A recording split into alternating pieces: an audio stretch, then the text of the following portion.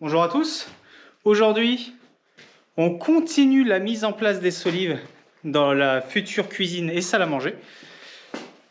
J'enregistre l'intro à la fin de la vidéo parce que bon, j'avais pas le courage de l'enregistrer dès le départ. Alors vous allez voir, hein, je me suis trompé quelques fois, ce qui m'a fait prendre énormément de retard. Tout ça pour des bêtises en plus, hein, parce que j'avais fait les choses comme il fallait dès le départ. Et ben, en 3 jours, c'était fini. Là, c'était pas le cas. Donc, je vous laisse avec la vidéo et on se retrouve à la fin pour la conclusion. Allez, c'est parti. Bon, plus de batterie dans la GoPro et comme par hasard, j'ai oublié de ramener mon chargeur aujourd'hui. Oh, j'ai mal à parler. Bon, alors, je vous réexplique parce que je sais pas si j'ai réussi à faire l'explication jusqu'au bout. Donc, pour rappel, je suis sur le H280 que j'ai mis dans la dernière vidéo. Donc, il est juste ici. Je l'ai fixé en attente avec 2 tiges filetées de diamètre 16, ancrées avec de la cheville chimique sur une platine avec un U, encore une fois. Pourquoi je dis que ça, c'est de l'attente?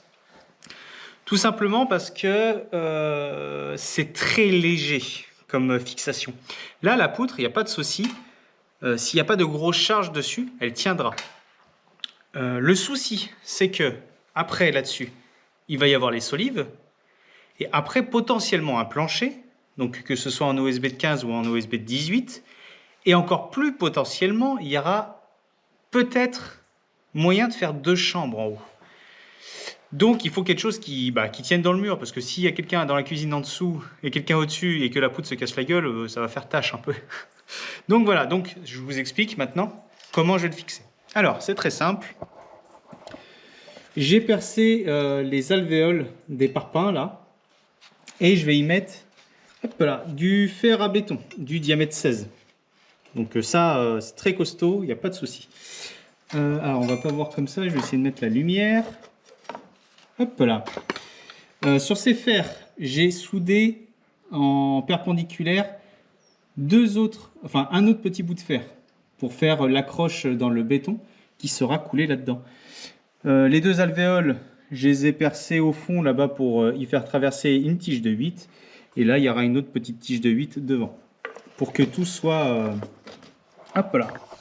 Pour que tout soit solidaire. Et là, normalement...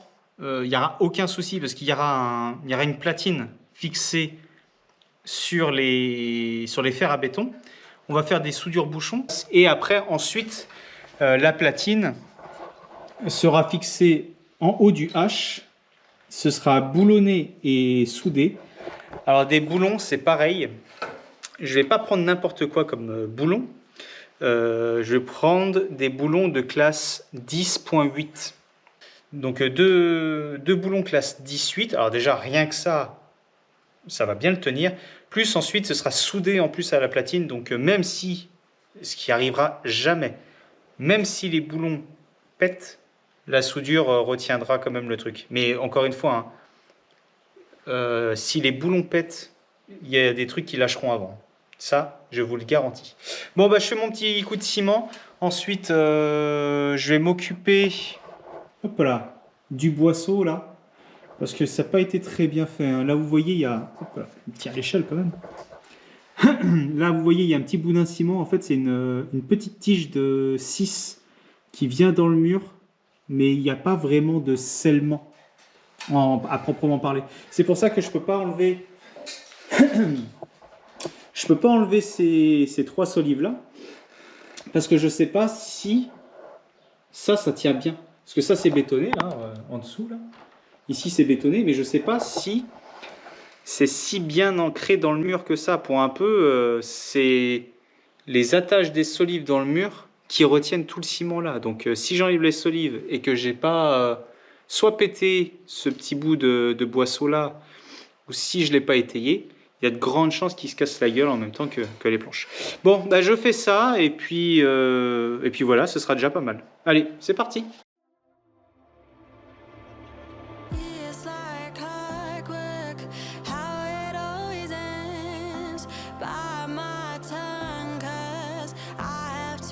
pretend. Buried all my feelings, find them in a coffin where there's no space for healing or letting you in. Round and round is all we ever go. We can't call this love, but it's all we've ever known. Back and forth is all we have control. We can't call this love, but it's all we've ever known.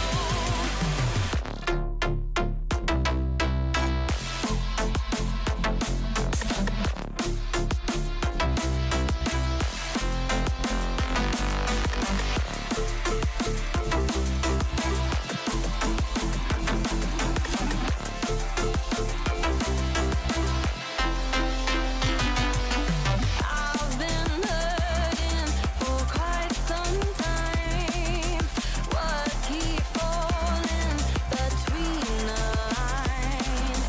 I hear you cry, but what am I to do when I feel just as numb as you?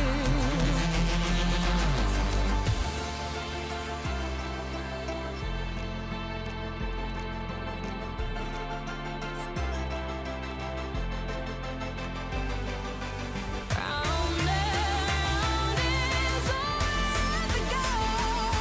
We can't call this love, but it's all we've ever known.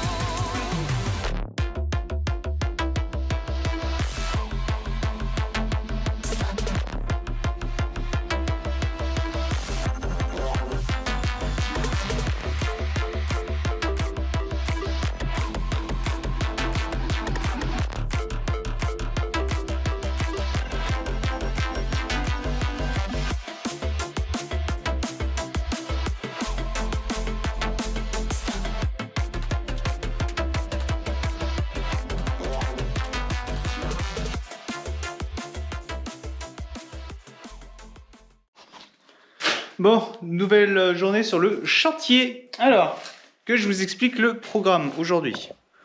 Qu'est-ce que c'est que cette coupe? Qu'est-ce que c'est que cette coiffure? Même pas présentable, le gars. Ça. Donc, que je vous explique le projet aujourd'hui. Alors, il faut que je finisse de fixer ce H parce que j'avais juste... Alors, je sais pas si je vous l'avais dit ou pas, ou si je l'ai laissé au montage, parce que j'ai dû parler un peu trop, encore une fois. Donc je sais pas si je vous l'avais dit, mais j'ai mis 2 tiges filetées de 16 de chaque côté du H, qui a repris sur la platine en U là. Le problème c'est que c'est pas des comment dire, c'est pas des tiges filetées qui sont les plus résistantes à l'arrachement, enfin au cisaillement. Par exemple là, ça, ces tiges filetées là, c'est con, j'en ai pas. Ah si, là. Par exemple, c'est ça que j'ai utilisé pour par exemple la muralière qui est là et le H qui est là. Cette tige là, je l'ai achetée à Weldom et il me semble que sur leur site internet, c'est considéré comme une 4.6, il me semble. Donc en termes d'arraché et de cisaillement, c'est pas la plus performante. Donc, pour pallier à ça, comme vous avez vu dans la vidéo, j'ai mis des fers à béton dans le mur. Maintenant qu'ils sont scellés dans le mur, ils sont pris sur un parpaing entier. En fait, j'ai cassé les 2 alvéoles. J'ai mis mes barres à l'intérieur et soudées avec un T moitié. En fait, ça fait un T à l'intérieur du parpaing que j'ai mis en biais comme ça. Donc, ils ne peuvent pas partir comme ça puisque la barre est bloquée dans le parpaing, dans la 2e alvéole du parpaing. Donc, de ce côté-là, on est bien. Donc, et je vous fais voir ce que je vais mettre du coup sur ces fameux fers à béton. Oh, c'est peut-être un peu lourd, un peu présomptueux de sa force le gars. Pop, voilà, on va mettre un truc comme ça. Donc, que je vous explique, on va le prendre comme ça.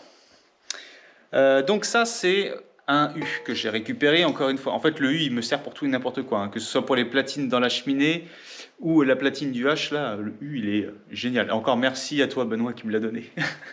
Franchement tu peux pas savoir à quel point il me sert encore. Et il a peut-être pas encore fini de me servir. Donc sur ce U il y a 2 trous de percée. Les tiges vont passer ici. Donc elles vont sortir ici. Et ensuite ici, là, c'est une chute de hache qu'il y a dans le salon, qui va être vissée dans le hache qu'il y a juste au-dessus de moi là. Donc il y a déjà les trous percés en haut. Et ici, c'est le lame de l'ancien hache qui fait office de gousset. Donc il est soudé sur le côté là et puis en bas.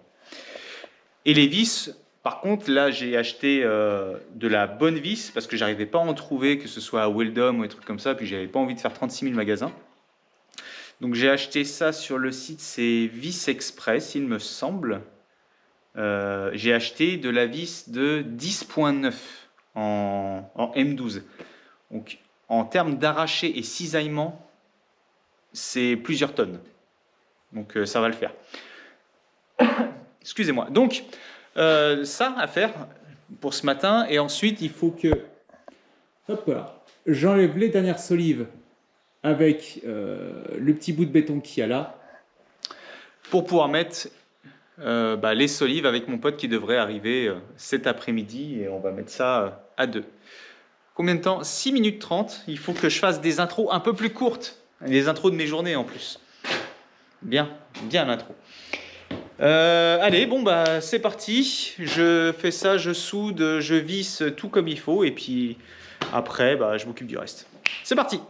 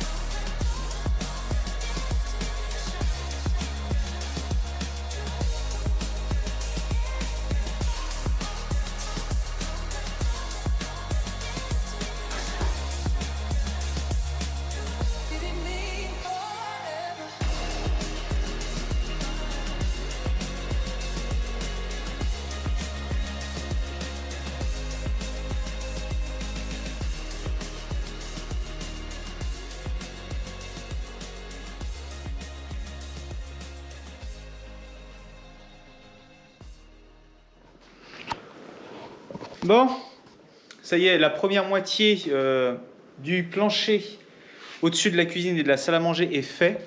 Donc, vue d'en dessous, voilà ce que ça donne. Alors pour rappel ici, hein, il y a la trémie de l'escalier, donc c'est normal. Il faut juste que je rajoute une encore ici. Mais ça peut attendre encore un moment. Donc, voilà ce que ça donne vue d'en dessous. Et donc, je vais vous faire voir. Du coup, maintenant qu'il y a un plancher, ce sera un peu plus facile pour moi de monter dessus et de vous faire voir. Je vais vous faire voir un peu comment le H a été pris sur le mur. Oh! Voilà l'autre platine que j'ai remis avec des fers à béton de diamètre 16 qui dépassent. Voilà ce que ça donne un peu. Ça, cette partie-là, c'est un ancien H aussi. C'est une chute du H d'à côté. Donc, ce qui est bien, c'est que ça fait un petit gousset là. Donc, c'est pas plus mal. Donc, il a été soudé d'un peu partout. Là, il y a des vis, enfin des boulons M12. Alors, ces boulons-là, c'est pas n'importe quoi comme boulon non plus. Faut savoir que faut savoir que une tige filetée, une vis, un boulon, hein, du coup, accessoirement, ont une catégorie qui lui est propre. Par exemple, je ne sais pas si vous avez déjà vu des tiges filetées où ça vous met le diamètre, enfin le pas de vis et tout, donc M16, M12, M10, donc ça c'est le diamètre de la tige.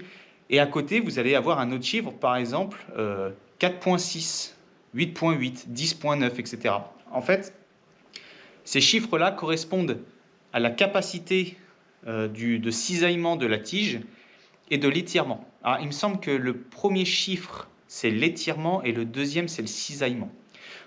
Il me semble. Je vous mets une annotation si jamais je me gourre, hein. Bien sûr. En gros, plus le chiffre va être élevé et plus la vis ou la tige filetée, ou il me semble que l'écrou aussi.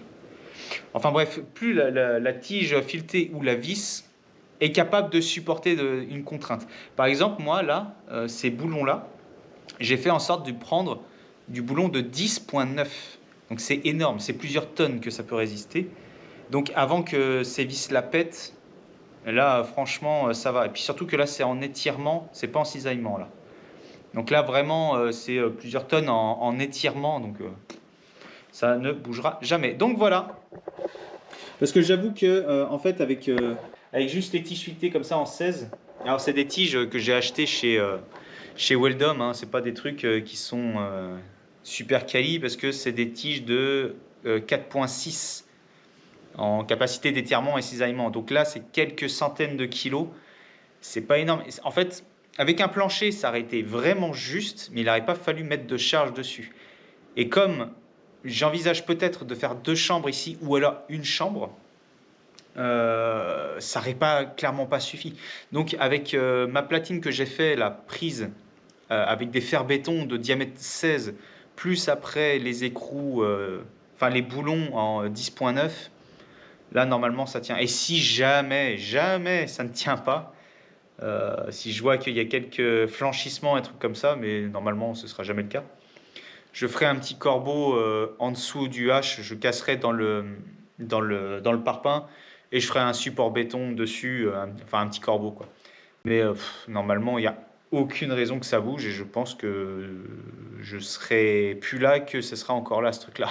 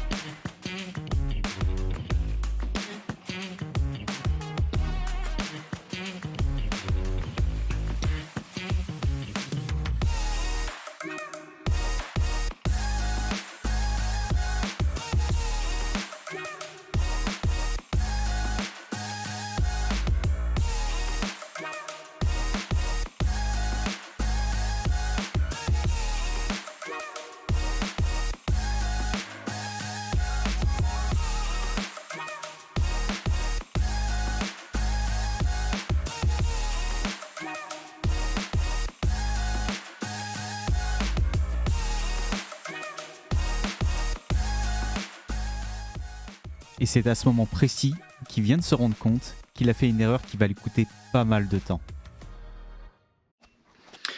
Bon, comme vous avez vu dans la vidéo, au bout d'un moment, je me suis arrêté pour mettre les solives en haut. Parce que j'ai eu un petit souci. En fait, que je vous explique, normalement, je prends au cordeau, comme je vous avais fait voir la dernière fois, il me semble que je vous l'ai fait voir, je prends au cordeau et je fais mes niveaux de solives avec ce cordeau-là. Donc, je mets la cale en dessous et je regarde si c'est plus ou moins... donc je mets la cale en dessous et je regarde si la cale touche plus ou moins le cordeau. Et s'il n'y a pas ce pile poil la fleur, c'est que normalement tout est de niveau. Comme je vous ai expliqué, par contre avec ce système-là, ce qui est bien, c'est que vos solives sont plans. Donc elles sont toutes à peu près, je dis bien à peu près, hein, on n'est pas au millimètre près. Il peut y avoir des différences de quelques millimètres. Donc, vous pouvez avoir toutes les solives plans, mais ce n'est pas pour autant que ça veut dire qu'elles sont toutes de niveau. En fait, le souci que j'ai eu là, c'est que, je ne vais pas vous faire voir parce que là, il fait trop sombre. Le souci que j'ai eu, c'est qu'elles étaient bien plans, mais le problème, c'est que j'avais une pente à remonter. Ce qui fait que je me retrouve avec un début de solive qui est pile poil au niveau que je veux, par rapport à ma hauteur de plancher, ma hauteur de plafond. Donc je me retrouve avec la première solive qui est nickel, qui est à la hauteur que je veux, mais par contre je me retrouve avec la dernière solive avec 4 à 5 mm de différence. Sur, là il y a combien? Sur un peu plus de 4,50 m. Donc là c'est quelque chose qui est beaucoup trop pour moi. Et du coup après, en mettant le laser pour les solives qui sont juste au-dessus de moi là, oui, parce que bon, je vous parlais de ces solives qui sont là-bas. Là. Donc après, pour ces solives-là, je me prenais au laser. Donc je me mettais au laser à ras sur cette solive-là, par exemple. Et le laser devait être à ras sur celle-là, après. Pour celle qu'il y avait en face. Le problème, c'est que comme rien n'était de niveau, et ça me faisait des écarts pas possibles. Donc, ce que j'ai fait, je ne pense pas qu'on l'a vu en vidéo, parce que je ne devais plus avoir de batterie. Ce que j'ai fait, c'est que j'ai mis mon laser à une hauteur prédéfinie, il reste à cet endroit-là, il ne bouge pas. On prend le mètre, on prend un mètre, on mesure le haut de la solive jusqu'au trait de laser, donc ça nous donne une cote définie, et on repère toutes les solives comme ça. Et comme ça nous donne la différence de hauteur au millimètre qu'il y a entre chaque solive. Donc c'est comme ça que je me suis rendu compte que j'avais une solive qui avait 4 mm de différence, et celle au milieu, elle avait, je crois que c'est 2 mm, des trucs comme ça. Alors ce que je vais faire là, c'est que il faut que je les retaille, parce qu'il faut qu'elles redescendent toutes au bon endroit. Et le problème en plus, c'est que mes solives ne font pas toutes la même épaisseur, donc c'est un peu le bordel. Ouais, les solives font pas toutes les mêmes épaisseurs, donc c'est un peu le bordel. Donc on fait ça, et puis on remet ça bien, et puis c'est parti. Allez, go!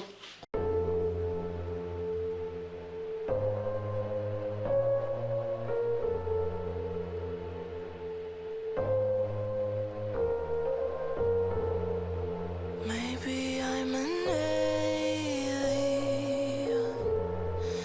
Must be something heaven sends. Payback for the love I spent.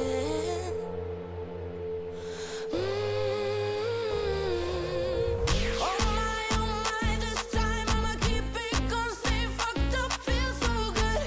High on my, the sky underneath my feet, it never looked so good. Oh my, that's right, I'ma keep it up, stay fucked up, that's my mood.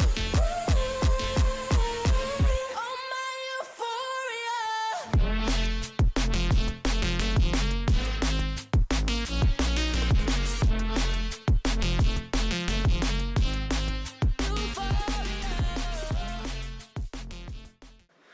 Alors, comment c'est niveau des lumières? Ouais, ça va. Bon, alors. Oh, flashy là, le gars. Donc, ça y est, les solives côté cuisine, salle à manger sont posées, enfin. Pour vous expliquer un peu les galères que j'ai eues. Alors, je vous avais dit dans la vidéo que j'utilisais un cordeau. Je vous ai dit que j'utilisais ça pour mettre mes solives à plan. Pourquoi j'insiste sur le à plan? Parce que à plan ne veut pas forcément dire de niveau. En fait, toutes les solives sont alignées, mais il peut y avoir une pente plus ou moins prononcée, et on ne le verra pas avec un cordeau, en fait, on le verra qu'avec un niveau. Et c'est ce qui s'est passé, en fait, c'est que j'avais mis mon petit cordeau, j'avais mis ma petite cale, j'avais fait frotter sous le cordeau, machin, ça allait à plus ou moins 1 millimètre, et je me suis dit, bon, voilà, c'est bon. J'avais un écart de à peu près, je dis bien à peu près 5 millimètres. En gros, là, de ce côté-là, à la fin, côté trémie, ma solive remontait de 5 millimètres. Donc, c'était clairement inconcevable que je laisse ça comme ça. C'est en tirant mon trait de laser pour la deuxième partie de solive, donc cette partie-là, là, en tirant mon trait de laser, pour que ce soit au même niveau que là où je suis, ou là où c'est au-dessus, la première partie que j'ai fait, c'est de là que j'ai vu que ma dernière solive à la trémie, bah, il y avait 3 mm de... Ouais, c'est ça, c'était 3 mm. Elle avait 3 mm de moyenne en plus comparé aux autres solives. Et c'est là que je me suis dit, mais comment ça se fait? Elles sont toutes tirées au cordeau? Oui, mais elles sont toutes tirées au cordeau, mais elles ne sont pas de niveau. Donc voilà, faites attention. Prenez 5-10 minutes de plus à chaque fois, ou une demi-heure de plus. Mais au moins, comme ça, vous êtes sûr que vous n'allez pas revenir dessus, et ça ne va pas être comme moi, vous allez gaspiller une journée dessus. Parce que là, vraiment, j'ai vraiment gaspillé une journée entière entre le moment où je réalise, même plus d'une journée, hein, le moment où je réalise, le moment où je vois où ça déconne, le moment où je comprends qu'il va falloir que je démonte quelques trucs, que je commence à me dire, bon, attends, il va falloir que j'enlève comment je vais faire, hein, le temps de le faire et tout, et après le temps de continuer l'autre partie. Et c'est tombé, hein. C'est une perte de temps monumentale. Bref, pour en revenir aux vidéos. Alors, le problème que j'ai en ce moment, c'est que je tourne au jour le jour. Et une fois que j'ai fini ce que j'avais à faire sur mon chantier, au bout d'une semaine, j'upload la vidéo et ça fait une vidéo. Le problème, c'est que j'ai pas du tout d'avance et ça m'embête. Après, vous allez me dire, hein, mais moi, ça m'embête de, par exemple, vous donner une vidéo comme celle-ci où j'ai fait que de la solive. En vrai, ça m'embête.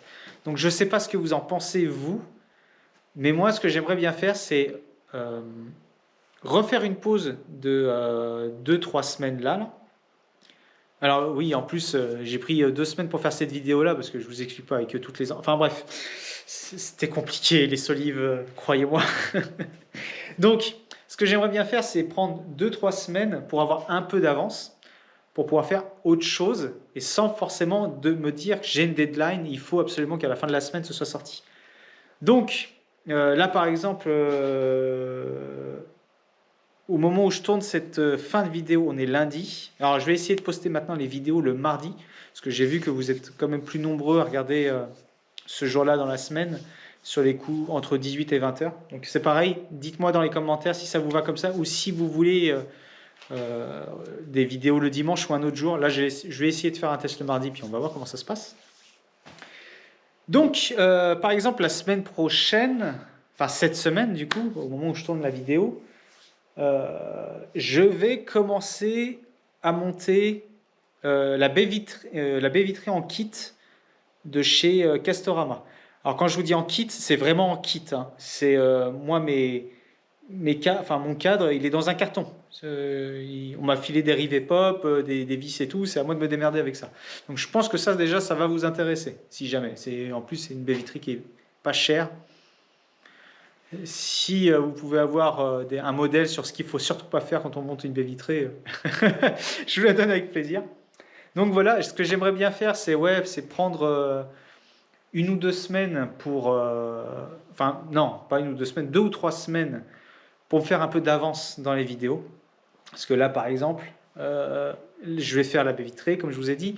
Il faut que je fasse l'ouverture, il faut que je coule le béton. Déjà, ça fera une vidéo à part entière. Déjà, ces 3 éléments-là. Du coup, ça ne sera pas en 1 semaine, malheureusement. Donc, j'aimerais bien repousser ça. Et comme ça, On est tranquille. Et moi, ça me permet après de faire autre chose à côté. Comme là, par exemple, je vais commencer à mettre les rails pour le placo. Oui, je suis déjà rendu là. Non, il faut que je commence à mettre les rails de placo puisque j'ai mes fenêtres à voir par rapport à ça. Donc il faut que je les mette avant de faire forcément l'électricité et tout le reste. Donc dites-moi en commentaire si ça vous va comme ça. Vous avez toute cette semaine pour me le dire. Moi je vous dis honnêtement, hein, ça m'arrangerait. Ou alors, ça fait des petites vidéos de 10 minutes, un quart d'heure où on fait vraiment un tout petit truc dedans. Et puis voilà quoi. Après c'est peut-être pas plus mal non plus, hein, parce que ça fait du contenu un peu plus régulier. Comme vous voulez, vous êtes les maîtres sur ce sujet-là. Bon, allez, moi je vais y aller, hein, parce qu'il commence à faire noir. Je vous remercie encore une fois pour vos likes, vos partages et vos abonnements, et vos commentaires bien sûr. Je vous dis à la prochaine pour la nouvelle vidéo qui, je rappelle, concernera la baie vitrée et l'ouverture et le coulage béton peut-être, si jamais je prends un peu plus de temps pour la sortir cette vidéo. Je vous dis à la prochaine, portez-vous bien et encore merci du soutien. Salut!